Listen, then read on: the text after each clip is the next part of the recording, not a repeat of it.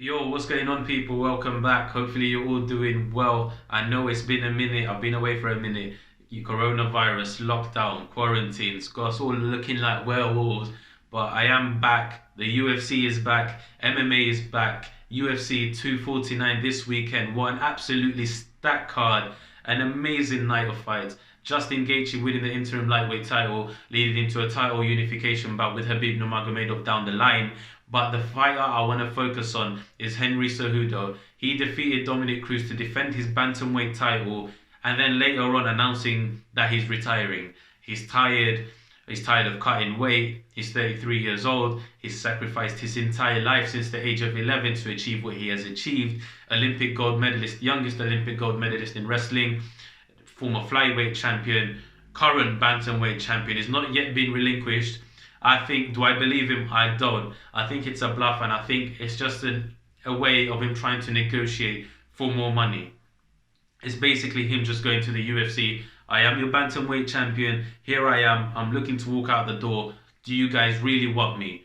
And I think that's all it is. If he was to walk out the door, personally, for Henry, for being the competitor that he is, I don't think he'll go to one championship to try and get more money. Because simply put, his dream is always to be number one, to be the top. Yes, there's killers in one championship, there's killers in Bellator, but it's not the UFC, because the UFC is the number one MMA promotion with the number one fighters. Yes, Bellator, I watch Bellator One Championship, they've got some absolute studs. They've got some absolute superstars there as well. But the UFC is where the creme de la creme is. And for Henry Cejudo, I think if he is to walk away, he's not going to go to another promotion. I think he's going to do exactly what he said, look to start a family. He's got a girlfriend now. After 20 plus years cutting weight, continue competing at the highest level, Olympic gold medal, in MMA as well, flyweight champion, taking on the likes of Demetrius Johnson, Joseph Benavidez, Mighty Mouse, Marlon Moraes, reaching the pinnacle, champion of two divisions. And for him, if he is to go out, he is going to go out on top on his own terms. But I think it's just a way of him trying to negotiate a bit more money, put an extra zero on that check, and see where it gets him. Obviously, we know the UFC. Dana White in his post-fight press is saying how Henry Cejudo has been talking about retirement for a minute. And for Dana, obviously, once you start talking about retirement, especially in MMA, time for you to walk out the door. Please, just leave. And obviously, we know the UFC. The UFC does not like being leveraged. This is Henry Cejudo trying to leverage the UFC. We've seen so many scenarios in the past where fighters have tried to leverage the UFC and ask for more money, and the UFC's just gone, okay, then you want to go, off you go. You don't want to fight? Okay, we won't give you a fight. You can sit on the shelf. We've got 4 or 5 contenders who are worthy of a title shot. At the moment in the bantamweight division, there's at least 4 guys who you can easily say he deserves a title shot. Or if Henry Cejudo relinquishes the belt, these two should fight, and they should get it should be for the bantamweight title. And bye bye Henry.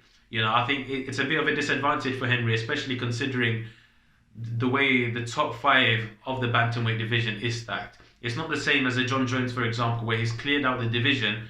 Who's he going to fight? If he relinquishes the belt, who's going to fight who? Are people going to take it seriously? At least, and no offense to those guys, absolutely no offense.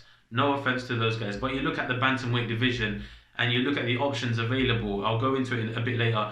Petr, Aljamain, Sterling, Marlon Moraes, Cory Sandhagen, Rafael Sansao is still lingering over there. There's some killers coming up as well. So it's not the best thing to do, but he's got a good manager in Ali Abdelaziz, and I think he will be able to negotiate a new contract and get more money. But let's have a quick look at what his coach said, and this is why I think it's all for the money. And once they negotiate and he gets to the number he wants, he's going to come back. Let's just have a look at what his coach, Eric Albertine, said.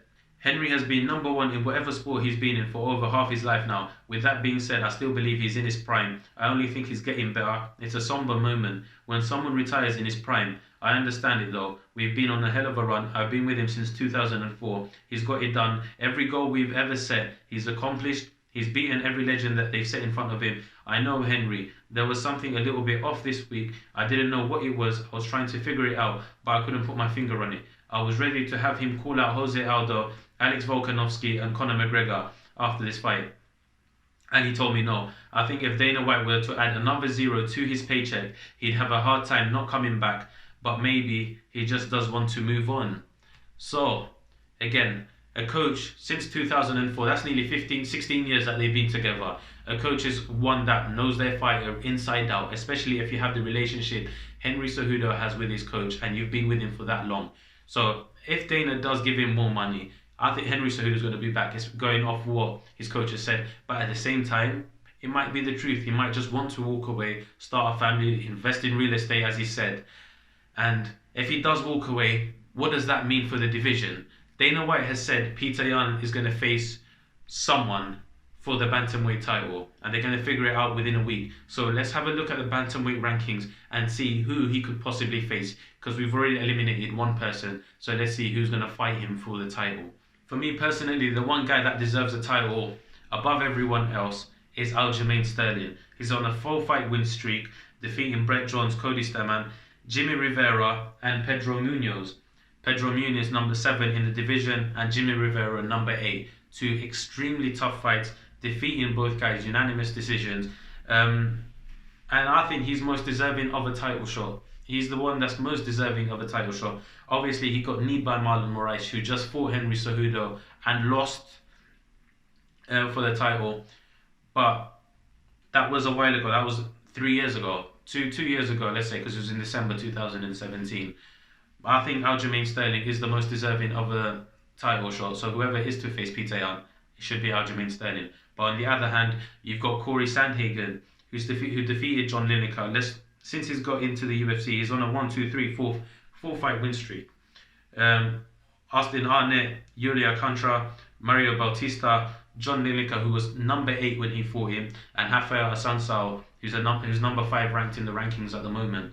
Rafael Assunção, not an easy fight for anyone, and defeated him. I can't remember the fight off the top of my head exactly, but the John Lineker fight kept him at the end of that jab, fought long, and run away with it. No, I'm about to say run away. Didn't run away, it was a split decision. But Cory Sandhagen's in the equation as well. Marlon Moraes, same thing for him. Coming to the UFC, lost to Rafael Assunção, split decision, went on to beat John Dodson. Aljamain Sterling, who I think is number 1 contender in my opinion. Jimmy Rivera, again, another very tough fight. Avenged his loss to Rafael Assunção, lost to Henry Cejudo, and then defeating Jose Aldo. And all that, this Aldo fight could be disputed. Some for Aldo won, some for Marlon won. So with that asterisk next to that fight, the Jose Aldo fight, and then having lost, because it wasn't very definitive, it wasn't a very definitive victory over Jose Aldo, and then going to losing the Henry Cejudo fight where he kind of crumbled, having a very good couple of rounds at the beginning, and then Cejudo managed to take over. So for me, Aljamain Sterling should face Petr Yan. But again, you look at Petr Yan's record. His last fight against Uriah Faber. The last time Uriah Faber fought, before knocking out, was it Ricky Simon? Yeah, Ricky Simon. Was 4 years ago. Came back to fight Ricky Simon, knocked him out, and then goes on to face Petr Yan.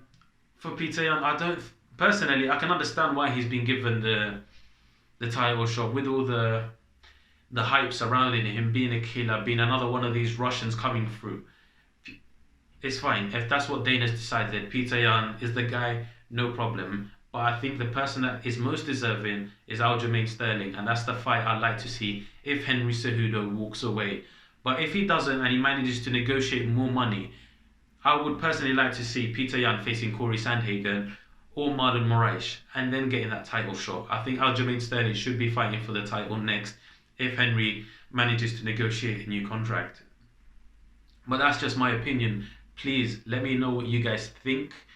If you agree or disagree, if you think Petr Yan deserves a title shot ahead of Aljamain Sterling, if he is going to fight Henry Cejudo, or if it should be Cory Sandhagen, Marlon Moraes, Rafael Assunção, no, not Rafael Assunção, Jose Aldo. Let me know what you guys think.